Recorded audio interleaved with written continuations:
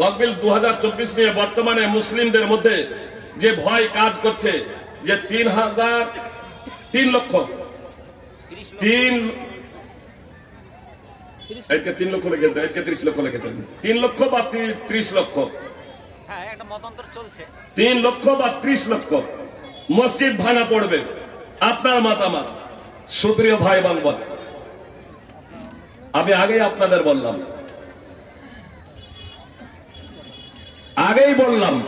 আপনি এর জন্য কি করবেন? অনেক তো সই সিগনেচার হলো, হুনাইনের যুদ্ধে, মানে মক্কা বিজয় হলো বিনা রক্তপাতে। মক্কায় যখন মুহাম্মদ সাল্লাল্লাহু আলাইহি সাল্লাম প্রবেশ করলেন 8ম হিজরিতে, বিনা রক্তপাতে মক্কা বিজয় হয়েছিল। মক্কার কাফের মুশরিকরা ভীত সন্ত্রস্ত হয়ে আপন আপন ঘরে প্রবেশ করেছিল। মুহাম্মদ সাল্লাল্লাহু আলাইহি সাল্লাম মক্কায় বিজয়ের রূপে প্রবেশ হয়ে ক্ষমার দৃষ্টান্ত স্থাপন করেছিলেন। বলেছিলেন, লা তাসরিবা আলাইকুমুল ইয়াউম, আজকে তোমাদের কাউকে ভর্ৎসনা করা হচ্ছে না। কাউকে গালমন্দ করেননি, কাউকে ভর্ৎসনা করেননি, কাউকে শাস্তি দেননি, সবাইকে ক্ষমা করে দিয়েছিলেন মুহাম্মদ সাল্লাল্লাহু আলাইহি সাল্লাম। পরিণতি কি হয়েছিল? আবু হুরায়রা রাদিয়াল্লাহু তাআলা আনহু প্রত্যক্ষদর্শী, তিনি বলছেন, তারা ঘর থেকে বের হচ্ছে, কান্নামা নাশরু মিনাল কুবুর ফাদাখালু ফিল ইসলাম, তারা ঘর থেকে বের হচ্ছে যেন হাসরের ময়দানে কবর থেকে বের হচ্ছে, কবর থেকে উত্থিত হচ্ছে। তারপর তারা ইসলামে প্রবেশ হয়ে গেল, অর্থাৎ মুসলমান হয়ে গেল। ইমাম বাইহাকী সুনানুল কুবরা হাদিস নম্বর 18275। এ দ্বারা কি বুঝতে পারলাম? মক্কা যে বিজয় হচ্ছে, যতগুলো সৈন্য ছিল, এবার মক্কার কাফের মুশরিকরা তারাও মুসলমান হয়ে গেলেন। তাহলে মুসলিম সংখ্যা কত হলো? প্রচুর হলো না? হলো না? অনেক অনেক। তারপরে হচ্ছে হুনাইনের যুদ্ধ, সূরা তওবার 25 এবং 26 নম্বর আয়াত অধ্যয়ন করুন সুপ্রিয় ভাই বোন। সাহাবাদের অন্তরে এবার সংখ্যাধিক্যের গৌরবের অনুপ্রবেশ করেছিল। আজকে আমাদের যত সংখ্যা, আমরা সব তছনছ করে দেব। যুদ্ধের প্রারম্ভেই ময়দান ছেড়ে পালাতে শুরু করলেন। আল্লাহ তাআলা ওহী অবতীর্ণ করলেন, সূরা তাওবায় আয়াত অবতীর্ণ করে দিলেন, তোমাদের সংখ্যাধিক্যের গৌরব কোথায় চূর্ণ বিচূর্ণ হয়ে গেল? সংখ্যাধিক্যের গৌরব কোথায় চূর্ণ বিচূর্ণ হয়ে গেল? পরিশেষে আল্লাহ তাআলা বিজয় দান করেছিলেন সুপ্রিয় ভাই বোন। কিন্তু সংখ্যার ভিত্তিতে যারা গৌরব করছিলেন, সেই গৌরব চূর্ণ বিচূর্ণ হয়ে গিয়েছিল। আর আপনি তো এখানে সংখ্যালঘু আপাতত। সুপ্রিয় ভাই বোন, ইসলামকে যথার্থভাবে বুঝুন। আমি যে বিষয়টা বললাম যে আজকে 3 লক্ষ বা 30 লক্ষ মসজিদের কথা যে ভাবছেন বা বলছেন, আমি তো মনে করি রাম মন্দির বা ভারতে যত মন্দির আছে বা পৃথিবীতে যত মন্দির গির্জা আছে, আমাদেরকে সেগুলো ভাঙতে হবে না, আমরা ভাঙবো না সুপ্রিয় ভাই বোন। বরং যারা মন্দির তৈরি করেছে তারাই মন্দির ভেঙে দেবে। তার কারণ যখন মুসলমানই থাকবে না, ইসলাম হচ্ছে সার্বজনীন দিন। এর মধ্যে এমনই একটা আকর্ষণ আছে সুপ্রিয় ভাই বোন, যে অমুসলিমরা ইসলাম কবুল করবে। পৃথিবীতে আজ মুসলিমদের উপরে এত জুলম নির্যাতন হওয়া সত্ত্বেও আপনার অমুসলিম মুসলমান হতেই আছেন।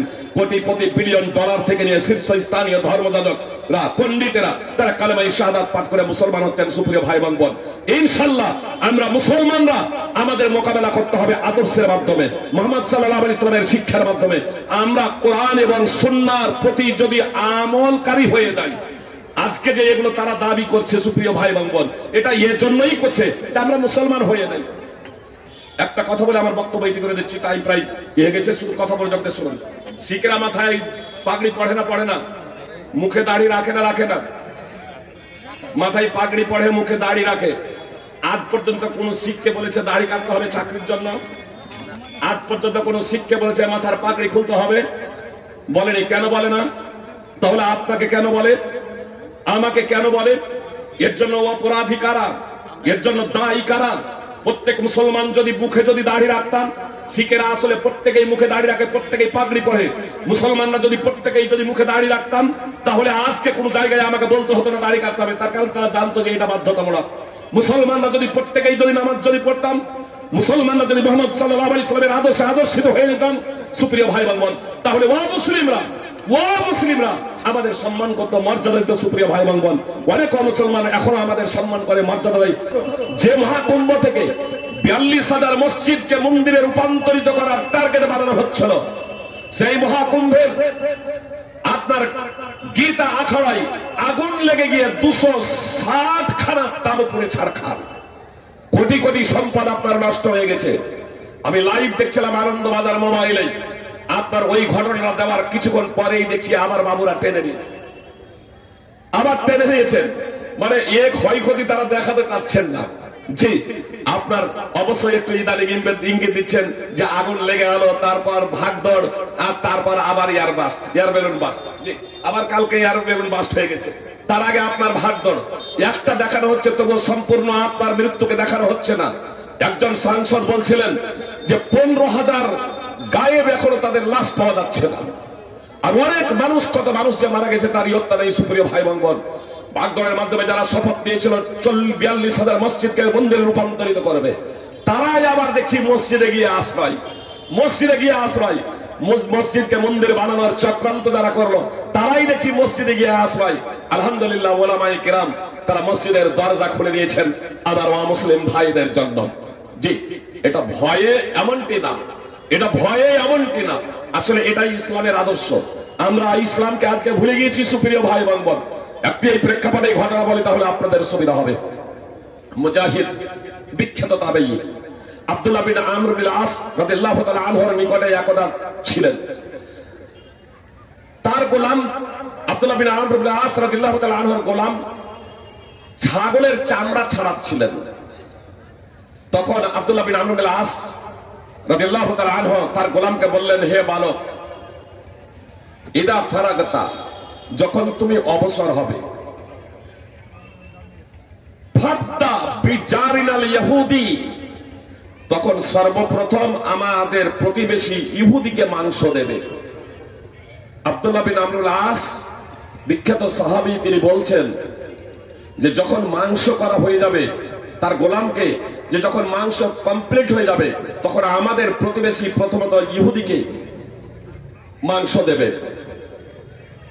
মুজাহিদ বলছেন যে একটা লোক তখন আব্দুল্লাহ বিন আমর বিন আসকে বলছে, আসলাহাকাল্লাহ, আপনি এখনো ইহুদিকে নিয়ে পড়ে আছেন, আল্লাহ আপনার সংস্কার এবং সংশোধন করুন।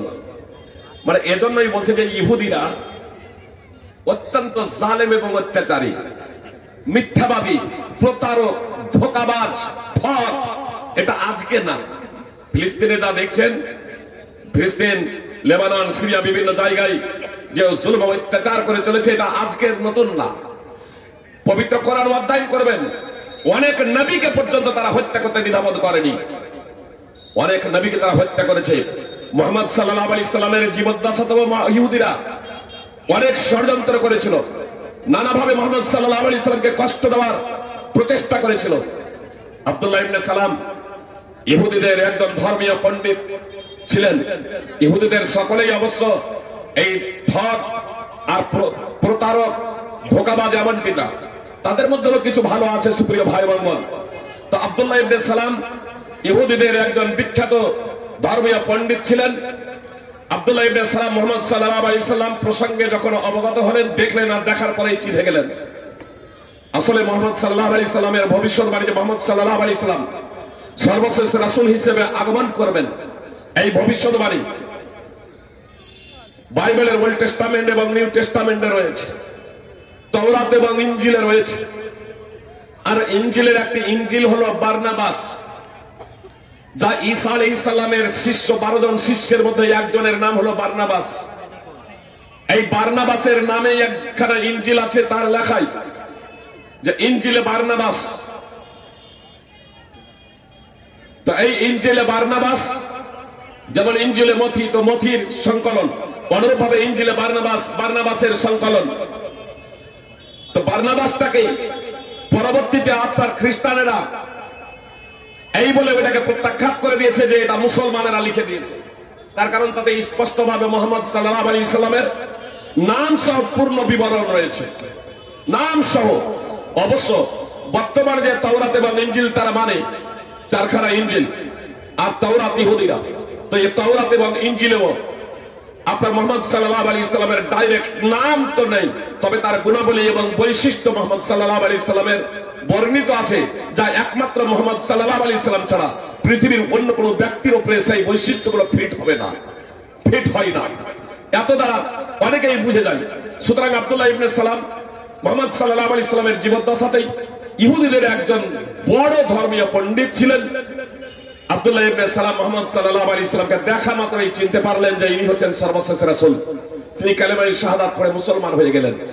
তারপর মুহাম্মদ সাল্লাল্লাহু আলাইহি সাল্লামকে বললেন, হে আল্লাহর রাসূল, আপনি আমাকে একটা ঘরে ভরে দিন।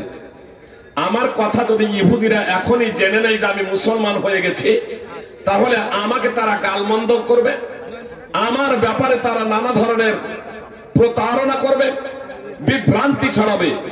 তো আমি কেমন, আমার চরিত্রটা কি, আমার বৈশিষ্ট্য কি, এটা যদি আপনি জানবো ইচ্ছা করেন, তাহলে আল্লাহ রাসূল সাল্লাল্লাহু আলাইহি ওয়াসাল্লাম আমাকে একটা ঘরে ভরে দেন, আর ইহুদিদেরকে আপনি জিজ্ঞেস করুন যে আমি কেমন।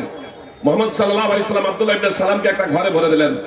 তারপরে ইহুদিদেরকে জিজ্ঞেস করলেন, অনেক ইহুদি হয়েছে, তাদেরকে জিজ্ঞেস করলেন, আচ্ছা তোমাদের মাঝে আব্দুল্লাহ ইবনে সালাম এই লোকটা কেমন? তোমার ছাড়া ওই লোকটা সম্পর্কে বলিয়েন না। লোকটা তো খুবই ভালো, খুবই সৎ, তার বাপও খুব সৎ ছিল, তার বাপও খুব ভালো ছিল, সতের ছেলে সৎ, আমাদের মধ্যে সব থেকে বড় ধর্মীয় পণ্ডিত, দ্বীন সম্পর্কে সব থেকে বেশি জানেন, তার বাপও বড় আলেম, বড় ধর্মীয় পণ্ডিত ছিল, তার বাপও ছিল নেতা আমাদের, আর আব্দুল্লাহ ইবনে সালামও আমাদের নেতা। মুহাম্মদ সাল্লাল্লাহু আলাইহি সাল্লাম বললেন, সে যদি ইসলাম কবুল করে, বলছে আল্লাহ তা থেকে হেফাজত করো। সে ইসলাম কবুল করবে না, আল্লাহ হেফাজত করো, সে আমাদের নেতা এবং সব থেকে ভালো লোক, আর সে ইসলাম কবুল করবে না। ইহেন সময়ে আব্দুল্লাহ ইবনে সালাম ঘর থেকে বের হয়ে আসছেন, এ কথা বলতে বলতে আশহাদু আল্লা ইলাহা ইল্লাল্লাহু ওয়া আশহাদু আন্না মুহাম্মাদান আবদুহু ওয়া রাসূলুহু। যেমনই আব্দুল্লাহ ইবনে সালাম ইসলামের ঘোষণা দিলেন, তৎক্ষণাৎ যে মুখে, যে সভাতে, যে মজলিসে ইহুদিরা আব্দুল্লাহ ইবনে সালাম তাদের ধর্মীয় শ্রেষ্ঠ পণ্ডিতের প্রশংসা করছিল মুহাম্মদ সাল্লাল্লাহু আলাইহি সাল্লামের সম্মুখে, সেই ইহুদিরাই 180 ডিগ্রি ঘুরে গিয়ে বলছে, আরে আব্দুল্লাহ ইবনে সালাম আমাদের মধ্যে নিকৃষ্ট, অসৎ চরিত্রের অধিকারী, একটা দুষ্ট লোক, এবং তার বাপও ছিল দুষ্ট, আমাদের মধ্যে সব থেকে নিকৃষ্ট। শুধু তাকেই দুষ্ট বলে থামলো না, তাকেই নিকৃষ্ট বলে থামলো না, তার বাপকেও নিকৃষ্ট এবং দুষ্ট বলেছিল। সুপ্রিয় ভাই এবং বোন, ইহুদিদের সাধারণত এটাই হলো বৈশিষ্ট্য। সেই ইহুদিদের যখন আব্দুল্লাহ ইবনে আমর ইবনে আস রাদিয়াল্লাহু তাআলা আনহু তার প্রতিবেশী হওয়ার কারণে তার গোলামকে বললেন, ছাগলের মাংস হয়ে গেলে প্রথমে ফাদ্দা বিচার গেলে ইহুদি, আমাদের প্রতিবেশী ইহুদিকে প্রথমে দেবে। তখন একজন লোক বলছে, আসলাহাক আল্লাহ, এখনো আপনি ইহুদিকে নিয়ে পড়ে আছেন, এখনো আপনি ইহুদিকে নিয়ে পড়ে আছেন, আল্লাহ আপনার সংস্কার এবং সংশোধন করুন। তখন আব্দুল্লাহ বিন আমর বিন আস রাদিয়াল্লাহু তাআলা আনহু বললেন, ইন্নী সামি'তু রাসূলুল্লাহ সাল্লাল্লাহু আলাইহি ওয়াসাল্লাম ইউসি বিল জারি হাত্তা খাশিনা আও রুইনা আন্নাহু সায়ুওয়ারিসুহু। ইমাম বুখারীর আল আদাবুল মুফরাদ হাদিস নম্বর 128। তখন আব্দুল্লাহ বিন আমর বিন আস রাদিয়াল্লাহু তাআলা আনহু বললেন, আসলে আমি নবী সাল্লাল্লাহু আলাইহি সাল্লামকে প্রতিবেশী সম্পর্কে উপদেশ দিতে শুনেছি। এতটাই প্রতিবেশী সম্পর্কে মুহাম্মদ সাল্লাল্লাহু আলাইহি সাল্লাম উপদেশ দিয়েছেন যে আমাদের ভয় হলো, অথবা আমাদের মনে প্রতিভাত হতে লাগলো যে নবী সাল্লাল্লাহু আলাইহি সাল্লাম প্রতিবেশীকে উত্তরাধিকার বানিয়ে দেবেন, ওয়ারিস বানিয়ে দেবেন। সুপ্রিয় ভাই এবং বোন, আব্দুল্লাহ বিন আমর বিন আস রাদিয়াল্লাহু তাআলা আনহু প্রতিবেশী ইহুদির যে আপনার সহানুভূতি বা সদাচরণ যে করছেন, তাকে উপহার উপঢৌকন দিচ্ছেন, মূলত রাসূলুল্লাহ সাল্লাল্লাহু আলাইহি সাল্লামের হাদিসের কারণেই। স্বয়ং রাসূল সাল্লাল্লাহু আলাইহি সাল্লাম মুশরিকদের উপহার উপঢৌকন দিয়েছেন, তাদের কাছ থেকে উপহার উপঢৌকন গ্রহণ করেছেন। বুখারী সহ বিভিন্ন হাদিস গ্রন্থে এই হাদিস রয়েছে। সুপ্রিয় ভাই এবং বোন, এমনকি অমুসলিম অসুস্থ হলে মুহাম্মদ সাল্লাল্লাহু আলাইহি সাল্লাম দেখতেও গিয়েছেন। সুতরাং আনাস রাদিয়াল্লাহু তাআলা আনহু বলছেন, একদা একজন ইহুদি খাদেমে রাসূল অসুস্থ হলে মুহাম্মদ সাল্লাল্লাহু আলাইহি সাল্লাম তাকে দেখতে যান।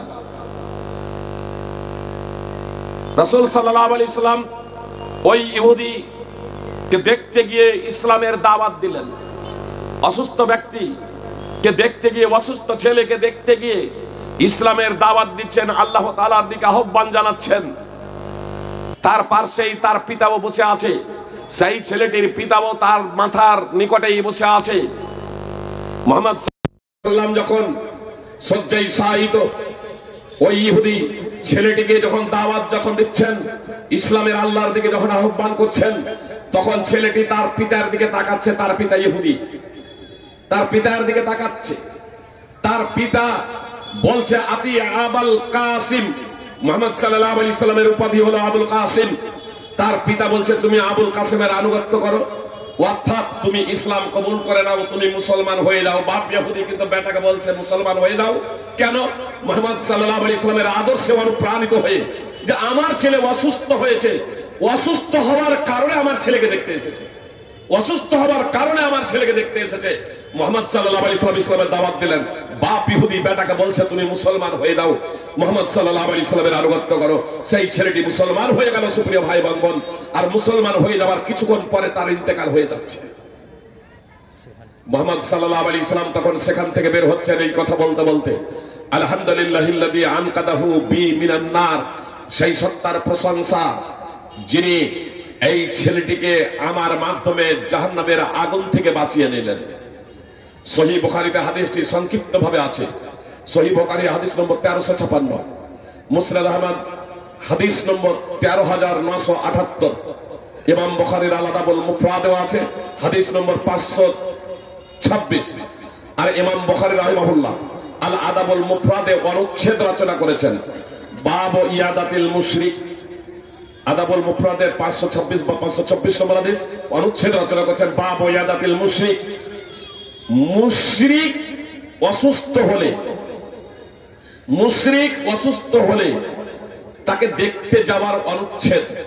সুপ্রিয় ভাই বোন, সে ছিল ইহুদি, কিন্তু এখানে মুশরিক বলেন, অর্থাৎ সে ইহুদি হোক, খ্রিস্টান হোক, অগ্নি পূজক হোক, বা যে কেউ হোক না কেন, আপনার প্রতিবেশী জি বিপদে আছে, বিপদে আছে, বিপদের সম্মুখীন হয়েছে, তার সাহায্য সহযোগিতার জন্য, তার সাথে সহানুভূতি প্রদর্শনের জন্য আপনি যাবেন, এগিয়ে যাবেন। মুহাম্মদ সাল্লাল্লাহু আলাইহি সাল্লাম যাচ্ছেন, পরিবর্তন হয়ে যাচ্ছে। সুপ্রিয় ভাই বোন, তো ইসলাম যদি আমরা জেনে বুঝে সেই অনুযায়ী জীবন যাপন করতে শুরু করে দিই, সুপ্রিয় ভাই বোন, তাহলে অমুসলিম, এই অমুসলিমরাও আপনার মান সম্মান সম্ভ্রম বজায় রাখবে, আপনাকে সম্মান করবে। এই দুনিয়াতেও আপনি মাথা উঁচু করে চলতে পারবেন, আর আখিরাতেও সফল হবেন এবং বিজয়ী হবেন। সুপ্রিয় ভাই বোন, সুতরাং আপনার মহাকুম্ভ থেকে যা 42,000 মসজিদকে টার্গেট করার প্রস্তুতি ছিল, আপনার যখন ভাগদৌড় শুরু হলো, অনেক মানুষ নিহত হয়ে গেল, তাদের মধ্যেই অনেকেই মসজিদে গিয়ে আশ্রয় নিল। সেই অমুসলিমরা শুধু তারা নয়, বরং ভারতবর্ষেই শুধু নয়, পৃথিবীর বিভিন্ন প্রান্ত থেকে যারা অমুসলিম আছে, হিন্দু আছে, তারাও বলছে যদি মসজিদ যদি না থাকতো তাহলে কি হতো, যদি মসজিদ যদি না থাকতো তাহলে কি হতো। সুপ্রিয় ভাই বোন, আজ তারাই মুখ খুলতে শুরু করেছেন, তারাই মুখ খুলতে শুরু করেছেন, যে আমাদেরকে বলা হচ্ছে, আমাদেরকে জানানো হচ্ছে, আমরা জানছি, অবগত আছি, আগেকার দেবী দেবতারা পাহাড়কে উঠিয়ে নিত, সূর্যকে বগলে চেপে ধরে নিত, জি সূর্যকে বগলে চেপে ধরে নিত, পাহাড়কে উঠিয়ে নিত, তারা উঠতে পারত। অথচ 500 আর 1000 বছর আগে মসজিদের নিচে দাবা পড়ে গেল। দেবতারা এতটাই অসহায়, দেবতারা এতটাই অসহায় যে মসজিদের নিচে চাপা পড়ে গেল, দাবা পড়ে গেল, অথচ তারা উঠতে জানে, তারা মহাশক্তিধর। কি করে তারা চাপা পড়ে গেল যে আজকে মসজিদের তলে আমাদেরকে খুঁজতে হচ্ছে আমাদের দেবতাকে? অত্যন্ত দুঃখজনক বিষয়। সুপ্রিয় ভাই বোন, অনেক মুসলমান আজকে মুখ খুলতে শুরু করেছেন, তাদের চোখ খুলেছে। সুপ্রিয় ভাই বোন, ধৈর্য ধরুন, ধৈর্য ধরুন। আপনার জেনে রাখুন, ইসলামের আদর্শটা যদি আমরা যদি ছড়িয়ে দিতে পারি পৃথিবীর মানুষের কাছে, তাহলে আমরাই হব সর্বের সেরা। সুপ্রিয় ভাই বোন, আমরাই হব সর্বের সেরা। আপনার স্পষ্ট ভাবে বলি, রাম মন্দির, যেখানে বাবরি মসজিদকে ভেঙে রাম মন্দির তৈরি করা হয়েছে, আপনার বিগত যে নির্বাচন হয়েছে অবগত আছেন, আর যারা অবগত নন তারা জেনে নিন যে এই অযোধ্যায় অযোধ্যাতে বিজেপির ভরাডুবি হয়েছে কেন? ওরা যদি সবাই রাম মন্দিরই চাইতো তাহলে বিজেপির সেই জায়গাতে ভরাডুবি কেন? সবাই চাই না, সবাই চাই না। আর আমরা সবাইকে ওই মুসলিমের কিছু ব্যক্তির কারণে আমাদের শত্রু বানিয়ে দিচ্ছি। সুপ্রিয় ভাই বোন, বরং আমি তো বলবো শত্রুকেও আপনি মিত্র বানিয়ে নিন, শত্রুকেও আপনি বন্ধু বানিয়ে নিন। আসুন, শুধু আপনাকে একটা বলি, দলিত এবং আদিবাসী ভারতের মাটিতে সব থেকে বেশি। আপনার দলিতের অপরাধ কি জানেন? গত কালকের আনন্দবাজার পত্রিকা দেখবেন, আনন্দবাজার পত্রিকা দেখবেন, স্বয়ং অযোধ্যাতে একজন নিম্ন বর্ণের তথা আদিবাসী মহিলার অপরাধটা কি জানেন? একজন দলিত মহিলার অপরাধটা কি জানেন? একজন দলিত কিশোরীর অপরাধটা কি জানেন? সে ভাগবত পাঠ ধর্ম উপদেশ শুনতে গিয়েছিল। ধর্ম উপদেশ শুনতে যাওয়ার কারণে তাকে নির্মমভাবে হত্যা করা হয়েছে, চোখ উপড়ে নেওয়া হয়েছে, ব্যভিচার করে বলাৎকার করে যৌনাঙ্গে রড ঢুকিয়ে দেওয়া হয়েছে, এত নৃশংসভাবে হত্যা করা হয়েছে। আওয়াজ উঠেছে সুপ্রিয় ভাই বোন, সংসদ ভবন তোলপাড়, এমপি থেকে বিভিন্ন জনে আপনার টিভির পর্দায় এসে চোখের অশ্রু ঝরাচ্ছে। এটাই কি আমরা, এটাই কি আপনার রাম এবং সীতার রাষ্ট্র, এটাই কি রাম এবং সীতার আদর্শ? যে অযোধ্যার মাটিতে একজন মহিলা আপনার ভাগবত পাঠ শুনতে এসেছে, তার জন্য তাকে নির্মমভাবে হত্যা করা হয়েছে, চোখকে উপড়ে নেওয়া হয়েছে। আমি আপাতত বলি, যে হিন্দু রাষ্ট্র কায়েম করতে চাচ্ছে কিছু ভাই, সেই নীতিরই এটা হচ্ছে একটা পাঠ, একটা অংশ। জি, সেই নীতিরই এটা একটা অংশ। তার কারণ শূদ্র হয়ে নিম্ন বর্ণের হয়ে ভগবত পাঠ সে শুনবে কেন? তার তো এটা অধিকার নেই। আমি বিভিন্ন জায়গায় এর আগে বলেছি সুপ্রিয় ভাই বোন, যে রাজনৈতিক দৃষ্টিকোণ থেকে একজন আদিবাসী মাননীয় রাষ্ট্রপতি দ্রৌপদী মুর্মুকে রাষ্ট্রপতির আসনে বসানো হয়েছে, এটা রাজনৈতিক দৃষ্টিকোণ থেকে এটা বসানো হয়েছে। কিন্তু আপনি কি জানেন, সংসদ ভবন যখন কোটি কোটি টাকা খরচ করে নতুন ভাবে তৈরি করা হলো বিজেপির আমলে, তখন এই সংসদ ভবনে আমাদের মাননীয় রাষ্ট্রপতিকে আহ্বান জানানো হয় নাই, উদ্বোধনী অনুষ্ঠানে আহ্বান জানানো হয় নাই। কেন জানেন? আসলে পুজো পাঠের মাধ্যমে করা হয়েছে। আর পুজো পাঠে যে অধিকার নেই সুপ্রিয় ভাই বোন, পুজো পাঠে অধিকার নেই, সেই জন্য মাননীয় রাষ্ট্রপতিকে আপনার সংসদ ভবনে আহ্বান করা হয় নাই, আহ্বান করা হয় নাই সুপ্রিয় ভাই বোন। আর এটা ধর্মেরই আমি একটা পাঠ বললাম, প্রচলিত ধর্মের, মানব রচিত ধর্মের সুপ্রিয় ভাই বোন। ব্রাহ্মণ হস্য মুখমাসিদাহরজন্নকৃত অবৃতদস্য যদ্বৈশ্য পদ্মাং শূদ্রবাজায়ত। ঋগ্বেদ, অথর্ববেদ, মনু সংহিতা, পুরাণ, বিভিন্ন জায়গাতে মন্ত্র রয়েছে যে ব্রাহ্মণ ঈশ্বরের মুখ থেকে, ক্ষত্রিয় ঈশ্বরের বাহু থেকে, বৈশ্য ঈশ্বরের উরু থেকে এবং শূদ্র ঈশ্বরের পা থেকে সৃষ্টি হয়েছে। এজন্য শূদ্র এই জগতে, এই জীবনে মর্যাদা পেতে পারে না, সম্মান পেতে পারে না, বেদ পাঠ করার তার অধিকার নেই। আপনারা অবগত আছেন, নিম্ন শ্রেণীর মানুষ আদিবাসীরা, শূদ্ররা যদি বেদ পাঠ করে, বেদ পাঠ করার অপরাধে তাদের জিহ্বা কেটে নেওয়া হবে,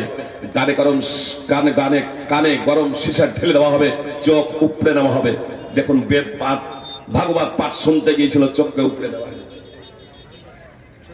তো এটা প্রচলিত ধর্ম, মানব রচিত ধর্মেরই এটা হচ্ছে একটা অঙ্গ সুপ্রিয় ভাই বোন, একটা অঙ্গ। এটা এর জন্য মন্ত্র পর্যন্ত রচনা করা হয়েছে। মনুসংহিতার 9ম অধ্যায়ের 317 নম্বর মন্ত্র, অবিদ্যাংশ ব্রাহ্মণ দৈবতান্মহৎ। ব্রাহ্মণ মহান দেবতা, ব্রাহ্মণ মহান দেবতা, সে শিক্ষিতই হোক আর অশিক্ষিতই হোক। জোহস্যে ধর্মাচাষ্টে যশ্চৈবাদিসতি ব্রতং সহসংবৃতং নান্তম সহতেনবমজ্জতি। জোহস্যে ধর্মাচাষ্টে যশ্চৈবাদিসতি ব্রতং সহসংবৃতং নান্তম সহতেনবমজ্জতি। মনুসংহিতার 4th অধ্যায়ের 81 নম্বর মন্ত্র। যে ব্যক্তি নিম্ন শ্রেণীর মানুষকে বেদের উপদেশ দেবে, ধর্ম উপদেশ দেবে, সেই ব্যক্তি শূদ্রের সহিত সহসং নামক নরকে যাবে, জাহান্নামে যাবে। মনুসংহিতার 4th অধ্যায়ের 81 নম্বর মন্ত্র। সুপ্রিয় ভাই বোন, সবারই অধিকার নেই ধর্মে, প্রচলিত মানব রচিত ধর্মে। আসলে এটা মানব রচিত, আসলে এটা বিশ্ববিধাতার বিধান হতে পারে না। আর বিশ্ববিধাতার বিধান তো হলো একটাই সুপ্রিয় ভাই বোন, আর তা হলো ইসলাম। ইসলাম হলো বিশ্ববিধাতা প্রদত্ত জীবন ব্যবস্থা। আল্লাহ বলেন ইন্নাদ দীনা ইনদাল্লাহিল ইসলাম, নিশ্চয় আল্লাহর নিকটে ধর্ম হলো ইসলাম। সূরা আলে ইমরান 3 নম্বর সূরা 19 নম্বর আয়াতের অংশ বিশেষ। আল্লাহ তাআলার নিকটে একমাত্র ধর্ম হলো ইসলাম। সুপ্রিয় ভাই এবং বোন, আল্লাহর নিকটে একমাত্র ধর্ম হলো ইসলাম। বিশ্ববিধাতা প্রদত্ত জীবন ব্যবস্থা হলো একমাত্র ইসলাম। এই ইসলামের প্রচার এবং প্রসার সমস্ত নবী রাসূল করেছিলেন।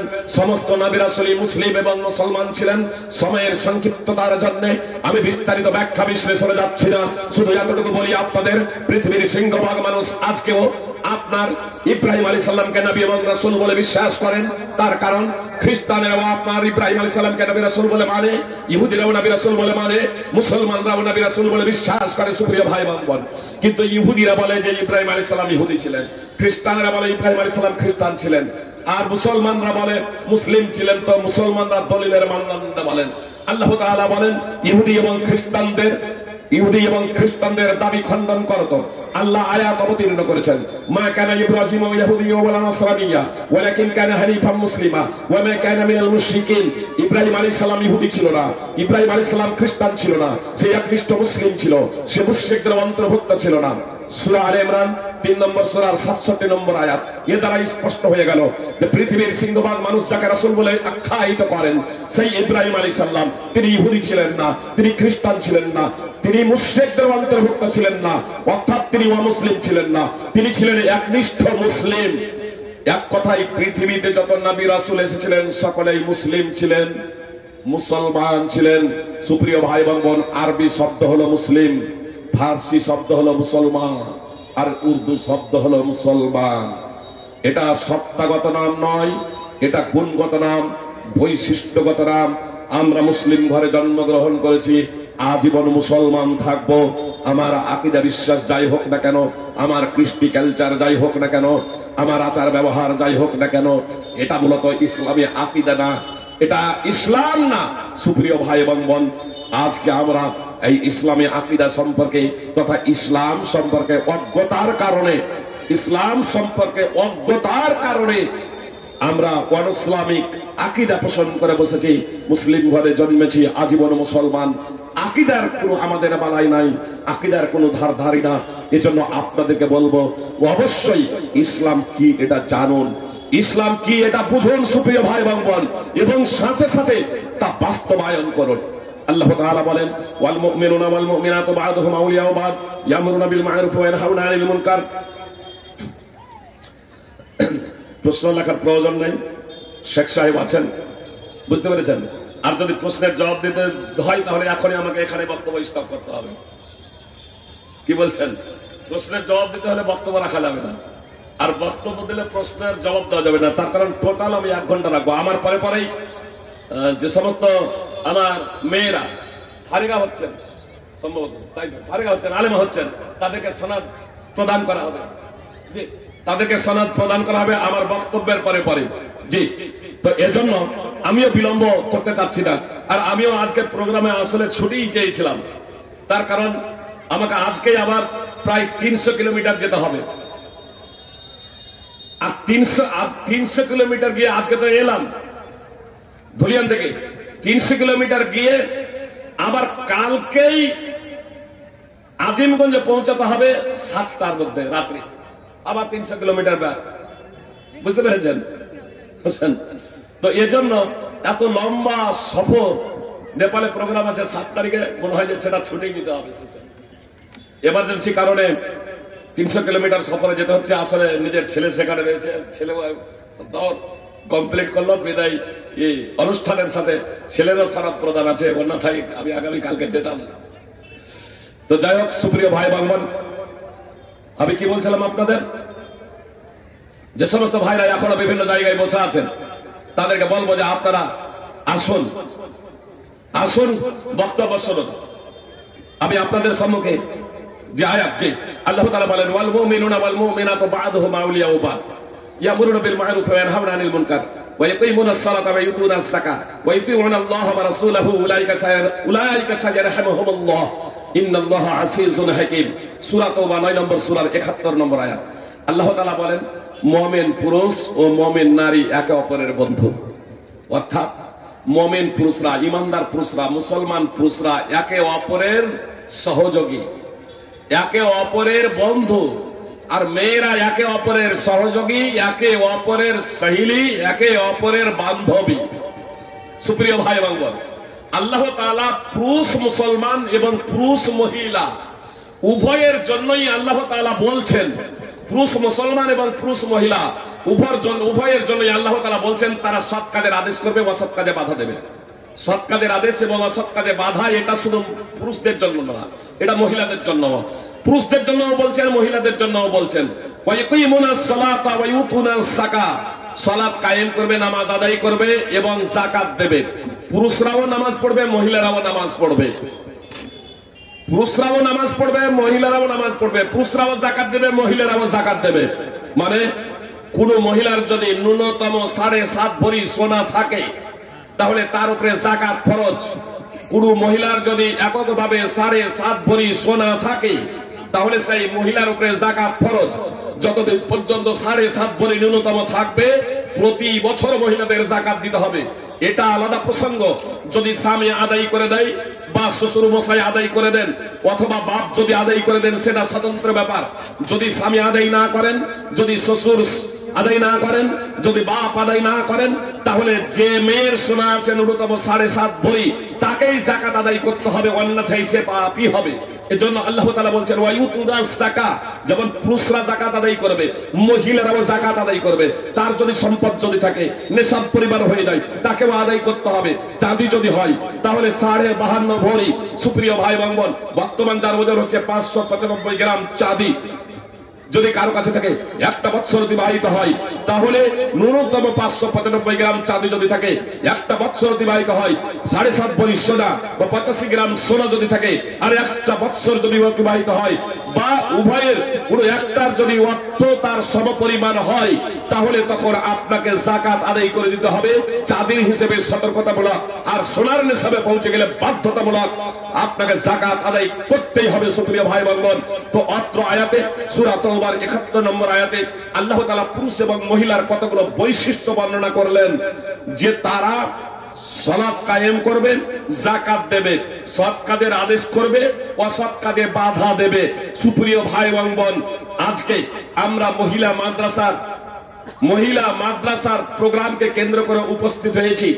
আমাদের মেয়েদের জন্য আপনাদের আলমপুরে যে মহিলা প্রতিষ্ঠান স্থাপিত হয়েছে, পাশে আমাদের ডাগাপাড়া মাদ্রাসা বা হোসেননগর বিভিন্ন প্রতিষ্ঠান রয়েছে। সুপ্রিয় ভাই বোন, তবে আমি আপনাদের বলবো যে এসব প্রতিষ্ঠান থাকা সত্ত্বেও এখন আমাদের অনেকের মনে এই সন্দেহ দানা বেঁধে আছে, মহিলারা আবার পড়াশোনা করবে, মহিলারা আবার পড়াশোনা করবে, মহিলাদের পড়াশোনা করে কি হবে? সুপ্রিয় ভাই বোন, আমি বলবো আসলে এরা কোরআনকে যথার্থভাবে বুঝারই প্রচেষ্টা করেনি, আর না হাদিসকে যথার্থভাবে বুঝার প্রচেষ্টা করেছে। সুপ্রিয় ভাই বোন, পবিত্র কোরআনের যদি শুধুমাত্র এই আয়াতটাই থাকতো তাহলে মহিলাদের জন্য আপনার জ্ঞানার্জন করা অপরিহার্য হয়ে যেত। কেন? আপনার কিছু যদি করতে হয়, কিছু যদি বলতে হয়, আগে আপনাকে শিখতে হবে। সুতরাং আল্লাহ তাআলা পবিত্র কোরআনে বলেছেন ফা'লাম আন্নাহু লা ইলাহা ইল্লাল্লাহ, জেনে রাখো আল্লাহ ছাড়া সত্য কোনো উপাস্য নেই। ইমাম বুখারী রাহিমাহুল্লাহ ওয়াত্র আয়াতকে কেন্দ্র করে একটা অনুচ্ছেদ রচনা করেছেন বাবুল ইলমে কাবলাল কওলি ওয়াল আমাল, বলা এবং আমল করার আগে জানার অধ্যায়। তো মহিলারা যে নামাজ পড়বে, মহিলারা যে যাকাত দেবে, সৎ কাজের আদেশ করবে, অসৎ কাজে বাধা দেবে, আল্লাহ তাআলা মহিলাদের জন্য এই গুণাবলীগুলো বর্ণনা করলেন। তো তারা কি না জেনে শুনে এগুলো করতে শুরু করবে? না, তাদেরকে জানতে হবে, তাহলে তাদেরকে শিখতে হবে। সুপ্রিয় ভাই বোন, এজন্য রাসূল সাল্লাল্লাহু আলাইহি সাল্লাম বলেছেন তালাবুল ইলমি ফারজাতুন আলা কুল্লি মুসলিম, সহিহুল জামি হাদিস নম্বর 3913। প্রত্যেক মুসলিমের জন্য জ্ঞান অর্জন করা অপরিহার্য কর্তব্য, হোক সে পুরুষ অথবা মহিলা, প্রত্যেকেই শিখতেই হবে, ততটা জ্ঞান অর্জন করতেই হবে যতটা দৈনন্দিন জীবনে তার জন্য অপরিহার্য কর্তব্য। সুপ্রিয় ভাই বোন, পুরুষ হোক অথবা মহিলা, আমাদেরকে জানতেই হবে। সুপ্রিয় ভাই বোন, ইমাম বুখারী রাহিমাহুল্লাহ 3টি অনুচ্ছেদ রচনা করেছেন স্পেশাল ভাবে মহিলাদের শিক্ষা দেওয়ার জন্য। সহিহ বুখারী অধ্যয়ন করবেন, শাইখুল হাদিস বসে আছেন, জিজ্ঞেস করে দেন। ইমাম বুখারী রাহিমাহুল্লাহ 3টি অনুচ্ছেদ রচনা করেছেন শুধু মেয়েদেরকে প্রশিক্ষণ দেওয়ার জন্য, মেয়েদেরকে শিক্ষা দেওয়ার জন্য। সহিহ বুখারী হাদিস নম্বর 97 এবং 98। হাদিস নম্বর 97 কে কেন্দ্র করে একটা অনুচ্ছেদ রচনা করেছেন, 98 হাদিস নম্বর 98 কে কেন্দ্র করে একটা অনুচ্ছেদ রচনা করেছেন। অনুরূপ ভাবে 101 নম্বর হাদিসকে কেন্দ্র করে একটা অনুচ্ছেদ রচনা করেছেন। শুধু মহিলাদের জন্য ইমাম বুখারী সহিহ বুখারীতে 3টি পৃথক ভাবে অনুচ্ছেদ রচনা করলেন। কেন? মহিলাদের যদি শিক্ষার প্রয়োজন না হয়, আজকে আমরা যারা কেউ কেউ বলছি, সুপ্রিয় ভাই এবং বোন, তো ইমাম বুখারী রাহিমাহুল্লাহ তিনি তখন অনুচ্ছেদ রচনা করলেন আর হাদিস পেশ করছেন, হাদিস বর্ণনা করছেন। হাদিসকে সামনে রেখে ইমাম বুখারী তিনটি অনুচ্ছেদ রচনা করছেন মহিলাদেরকে শিক্ষা দেওয়ার জন্য, মহিলাদেরকে প্রশিক্ষণ দেওয়ার জন্য, মহিলাদেরকে জ্ঞান দেওয়ার জন্য। সুপ্রিয় ভাই এবং বোন, যদি সহিহ বুখারী 7310 নম্বর হাদিস, আপনার এই হাদিস বুখারী এবং মুসলিম উভয় জায়গাতেই রয়েছে। যদি সহিহ বুখারীর 7310 নম্বর হাদিসকে কেন্দ্র করে ইমাম বুখারী যে অনুচ্ছেদ রচনা করেছেন সেই অনুচ্ছেদটাই থাকতো, তাহলেও মেয়েদের জন্য শিক্ষার ব্যাপারে কারো সন্দেহ করার অবকাশ ছিল না যে মেয়েরা শিখতে পারে কি পারে না। তার কারণ 7310 নম্বর হাদিসকে কেন্দ্র করে ইমাম বুখারী রাহিমাহুল্লাহ একটি অনুচ্ছেদ রচনা করেছেন যে আল্লাহর রাসূল সাল্লাল্লাহু আলাইহি সাল্লাম তার উম্মতের পুরুষ এবং মহিলাকে শিক্ষা দিয়েছেন আল্লাহ যা তাকে শিক্ষা দিয়েছিলেন, কোন মতামত ও দৃষ্টান্ত উপস্থাপন ছাড়াই পুরুষ এবং মহিলাকে শিক্ষা দিয়েছেন আল্লাহ যা মুহাম্মদ সাল্লাল্লাহু আলাইহি সাল্লামকে শিক্ষা দিয়েছিলেন, কোন দৃষ্টান্ত মতামত উপস্থাপন ছাড়াই। যদি এই অনুচ্ছেদটা 7310 নম্বর হাদিসকে কেন্দ্র করে ইমাম বুখারী যে অনুচ্ছেদ রচনা করেছেন, এই অনুচ্ছেদটাই যদি থাকতো তাহলে আমাদের কারো বুঝতে সমস্যা হতো না, পুরুষ এবং মহিলা উভয়ই দ্বীন শিখতো। সুপ্রিয় ভাই এবং বোন, কিন্তু তারপরেও ইমাম বুখারী রাহিমাহুল্লাহ কিতাবুল ইলমে তিনটি হাদিস এবং নিয়ে আসেন এবং তিনটি অনুচ্ছেদ রচনা করছেন পৃথক ভাবে মহিলাদের শিক্ষার জন্য। এত দ্বারা স্পষ্ট যে যারা বলে মহিলাদের শিক্ষা দেওয়া যাবে না, আসলে ইসলামের গভীরতাই কেন, ইসলামের সাধারণ জায়গাতেও তারা হয়তো প্রবেশ করেনি অথবা ভুলে গিয়েছেন। আমি বলবো বরং ভুলে গিয়েছেন। তার কারণ কিছু কিছু বড় বড় আলেমরাও বলে থাকেন মেয়েদের শিক্ষা দিয়ে কি হবে। আর মেয়েদের শিক্ষা দিয়ে কি হবে মানে, আজকে যে 95% বেনামাজি দেখছেন, আমি যখন ঢুকছিলাম গাড়ি নিয়ে তখনই কোন ভাই বক্তব্য রাখছিলেন, যদি এখানে বাদ্যযন্ত্র হতো, নাচ গান হতো, তাহলে প্রচুর লোকজনের সমাগম হতো। কি লোকজন নেই কেন এ কথা বলছিলেন। আলহামদুলিল্লাহ আপনারা ডাকে সাড়া দিয়েছেন। আমার বলার লক্ষ্য এবং উদ্দেশ্য হলো যে সুপ্রিয় ভাই এবং বোন, যে কোরআন হাদিস শুনতে আসবে কেন, যে কোরআন হাদিসের ফুলকি, কোরআন হাদিসের ফুলকি থাকবে অন্তরে, তবেই তো ঈমান থাকবে, তবেই তো।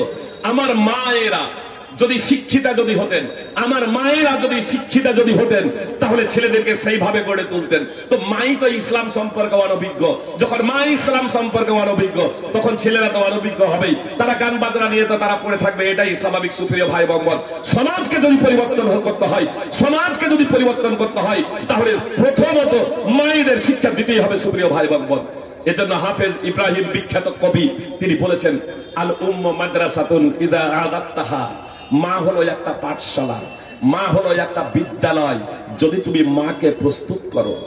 মা হলো একটা পাঠশালা, মা হলো একটা বিদ্যালয়, যদি তুমি মাকে প্রস্তুত করো। ইযা আদাত্তা তাইয়্যিবান, ইযা আদাত্তা শাবান তাইয়্যিবাল আরাকি, আল উম্মু মাদ্রাসাতুন ইযা আদাত্তাহা আদাত্তা শাবান তাইয়্যিবাল আরাকি।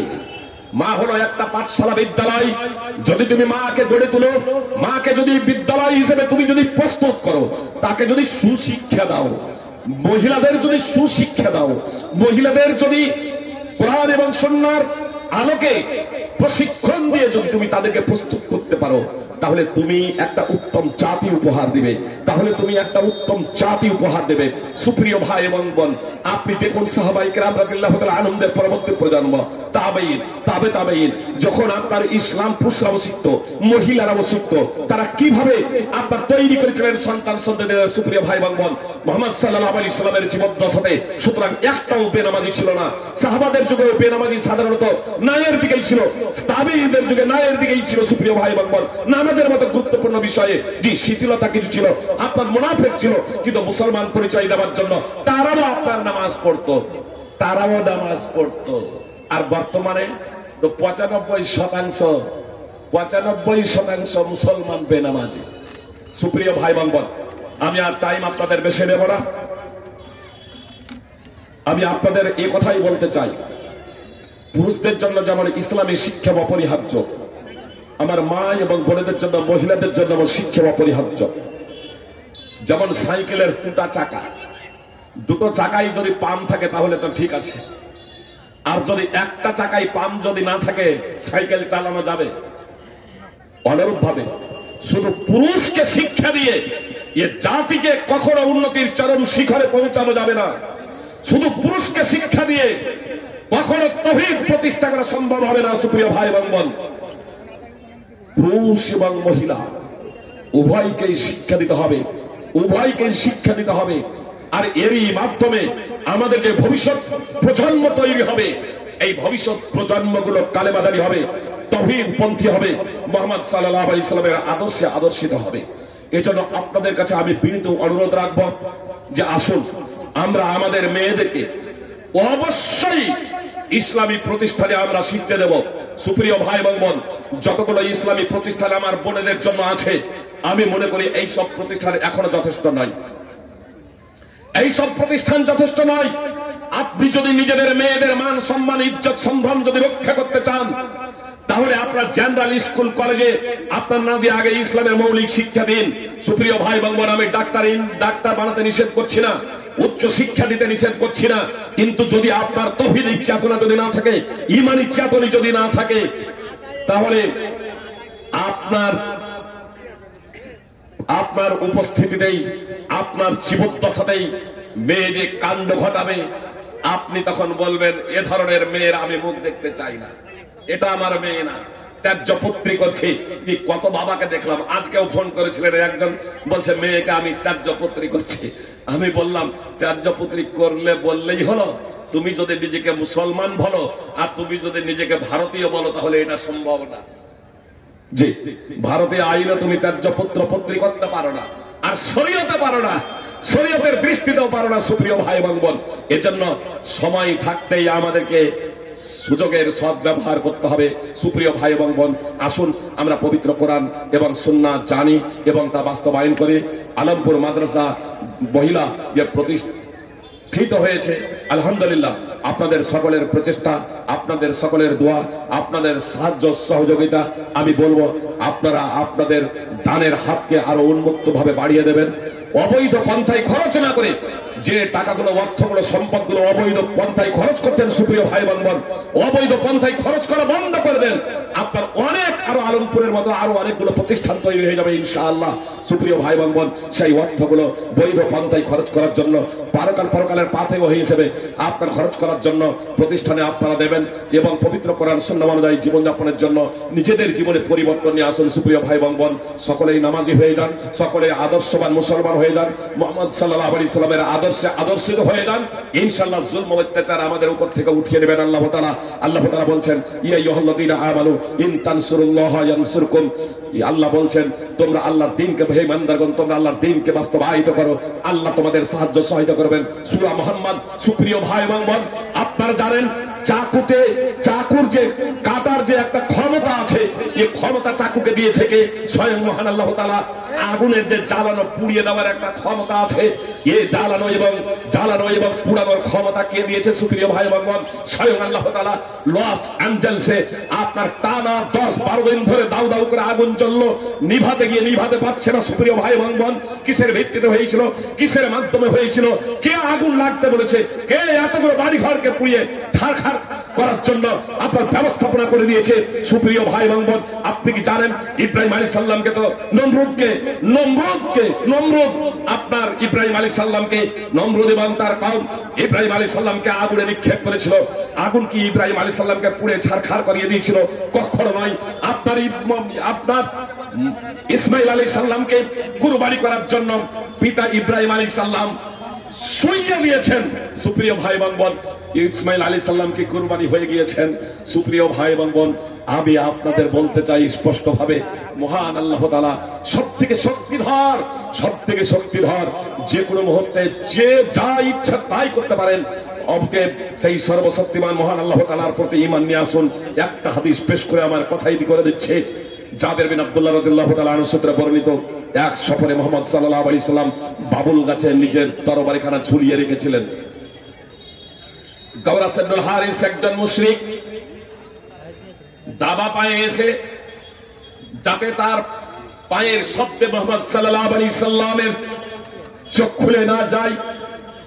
খুলে না যায় এমন দাবা পায়ে এসে বাবুল গাছে তরবারি ঝুলানো ছিল। হাতে ধরে মুহাম্মদ সাল্লাল্লাহু আলাইহি সাল্লামের মাথার উপরে এইভাবে উন্মুক্ত তরবারি, কোষমুক্ত তরবারি ধরে বলছে মাইয়ামনাউকা মিন্নি। যখন এই কথা বলে মুহাম্মদ সাল্লাল্লাহু আলাইহি সাল্লাম বসে পড়েছেন। মুহাম্মদ সাল্লাল্লাহু আলাইহি সাল্লামকে বলছে মাইয়ামনাউকা মিন্নি, আমার হাত থেকে আপনাকে কে রক্ষা করবে? এই কথা শুনে মুহাম্মদ সাল্লাল্লাহু আলাইহি সাল্লামের অন্তরের অন্তঃস্থল থেকে বের হয়ে গেল, আল্লাহ আমাকে রক্ষা করবেন। ফাসাকাতা সাইফু মিন ইয়াদি, মুশরিকের হাত থেকে তরবারি পড়ে গেল। তরবারি পড়ে গেল। ফাসাকাতা সাইফু মিন ইয়াদি, মুশরিকের হাত থেকে তরবারি পড়ে যাচ্ছে। মুহাম্মদ সাল্লাল্লাহু আলাইহি সাল্লাম তরবারি ধরলেন। তরবারি ধরার পরে প্রশ্ন ঘুরিয়ে দিলেন, মাইয়ামনাউকা মিন্নি, আমার হাত থেকে তোমাকে কে রক্ষা করবে? সে তখন বলল, কুনকা খায়রা আখিদিন, আপনি যেভাবে তরবারি ধরে আছেন, অর্থাৎ আপনি যেভাবে তরবারি ধরে আছেন, আমাকে তো আপনি মেরে ফেলবেন। মুহাম্মদ সাল্লাল্লাহু আলাইহি সাল্লাম রাহমাতুল্লিল আলামিন, দয়ার সাগর, তিনি মানুষ মারবেন? মুহাম্মদ সাল্লাল্লাহু আলাইহি সাল্লাম তাকে দাওয়াত দিলেন, আতাশহাদু আল্লা ইলাহা ইল্লাল্লাহ ওয়া আন্নী রাসূলুল্লাহ, তুমি কি সাক্ষ্য দিচ্ছ আল্লাহ ছাড়া সত্য কোনো উপাস্য নেই, এবং তুমি কি সাক্ষ্য দিচ্ছ আমি আল্লাহর রাসূল? সুপ্রিয় ভাই এবং মুহাম্মদ সাল্লাল্লাহু আলাইহি সাল্লামকে হত্যা করতে এসেছে ওয়া মুসলিম যারা আছেন তারা খুব ভালোভাবে কথা শুনুন। একজন ব্যক্তি মুহাম্মদ সাল্লাল্লাহু আলাইহি সাল্লামকে হত্যা করতে এসেছে। তাকেও মুহাম্মদ সাল্লাল্লাহু আলাইহি সাল্লাম ইসলামের দাওয়াত দিলেন। এখন মুহাম্মদ সাল্লাল্লাহু আলাইহি সাল্লামের পূর্ণ নাগালের মধ্যে সে ব্যক্তি বলল, আমি ইসলাম কবুল করব না। তরবারি এখন মুহাম্মদ সাল্লাল্লাহু আলাইহি সাল্লামের হাতে। মুহাম্মদ সাল্লাল্লাহু আলাইহি সাল্লাম সাধারণভাবে দাওয়াত দিলেন, ইসলাম পেশ করলেন।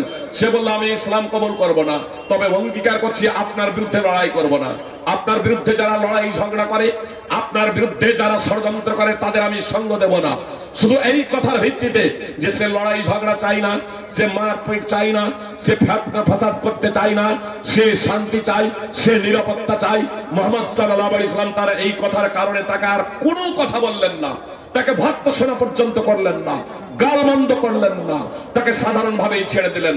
যদিও সে বলল, আমি মুসলমান হব না, আমি ইসলাম কবুল করব না, হত্যা করতে এসেছিল, তারপরে মুহাম্মদ সাল্লাল্লাহু আলাইহি সাল্লাম ইসলাম পেশ করে ছেড়ে দিলেন। কেন ছেড়ে দিলেন?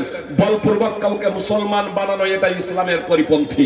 আল্লাহ বলেছেন, লা ইকরাহা ফিদ্দিন, লা ইকরাহা ফিদ্দিন, ধর্মে বাধ্যবাধকতা নাই। কোন মুসলমানকে বলপূর্বক মুসলমান বানানো যাবে না। সূরা বাকারা 2 নম্বর সূরার 256 নম্বর আয়াত।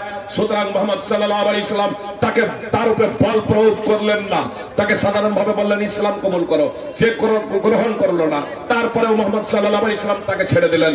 মুহাম্মদ সাল্লাল্লাহু আলাইহি সাল্লামকে শত্রু ভেবে হত্যা করতে এসেছিল, কিন্তু মুহাম্মদ সাল্লাল্লাহু আলাইহি সাল্লামের নিকটে উপস্থিত হয়ে মুহাম্মদ সাল্লাল্লাহু আলাইহি সাল্লামের আচরণ দেখলেন, মুহাম্মদ সাল্লাল্লাহু আলাইহি সাল্লামের ব্যবহার দেখলেন, আর ব্যবহারে এতটাই মুগ্ধ হয়ে গিয়েছিল, যখন তার জাতির কাছে মুহাম্মদ সাল্লাল্লাহু আলাইহি সাল্লামের কাছ থেকে ফিরে যাচ্ছে, তখন এই বার্তা নিয়ে যাচ্ছে, এই সন্দেশ নিয়ে যাচ্ছে, কাদ জিতুকুম মিন ইনদি খায়রিন নাস, আমি তোমাদের কাছে এসেছি পৃথিবীর শ্রেষ্ঠতম ব্যক্তির কাছ থেকে।